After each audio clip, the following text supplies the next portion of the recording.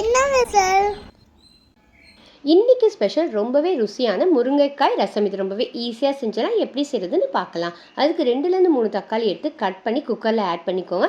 2 முருங்கைக்காய் எடுத்து கழுவி கட் பண்ணிவிட்டு அதையும் குக்கரில் ஆட் பண்ணிவிட்டு கொஞ்சமாக தண்ணி ஊற்றி ஒரு 2 விசில் அளவுக்கு வச்சு எடுத்துக்கோங்க. நல்லா வெந்து இருக்கணும். தென் அதுக்கப்புறமா அதை நம்ம ஓப்பன் பண்ணிவிட்டு நல்லா மேஷ் பண்ணி விட்டுக்கோங்க. அதுக்கப்புறம் இது வடிகட்டி எடுத்துக்க போகிறோம். அந்த தண்ணி மட்டும்தான் நமக்கு வேணும். ஸோ வடிகட்டி எடுத்துக்க போகிறோம். வடிகட்டிட்டு கொஞ்சமாக தண்ணி ஆட் பண்ணிட்டு நல்லா அந்த எக்ஸ்ட்ராக்ட்லாம் வர அளவுக்கு அதை மேஷ் பண்ணி எடுத்துக்கோங்க.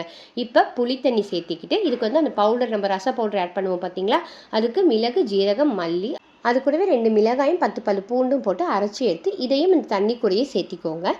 புது விவசாயம் இருக்கீங்க அப்படின்னா ப்ளீஸ் மறக்காமல் சப்ஸ்கிரைப் பண்ணுங்கள். இதை அந்த தண்ணியில் ஆட் பண்ணதுக்கப்புறமா கொஞ்சமாக மஞ்சள் தூள், இதுக்கு தேவையான அளவுக்கு உப்பும் சேர்த்துட்டு நல்லா மிக்ஸ் பண்ணி விட்டுருங்க. இப்போ நம்ம தாளிப்பு தான் கொடுக்க போகிறோம். ஸோ ஒரு கடாய் அடுப்பில் வச்சுட்டு அதுக்கு கொஞ்சமாக ஆயில் சேர்த்துட்டு கடுகு போட்டுக்கோங்க. அது கூட 2 மிளகாய், கறிவேப்பிலை போட்டுட்டு நம்ம ரெடி பண்ணி வச்சுருக்கோம் பார்த்தீங்களா அந்த வாட்டர், அதை அப்படியே ஆட் பண்ணிட்டு இன்னும் கொஞ்சம் எக்ஸஸாக வாட்டர் வேணும்னாலும் ஆட் பண்ணிவிட்டு ஒரு பாயில் வர அளவுக்கு விட்டுருங்க.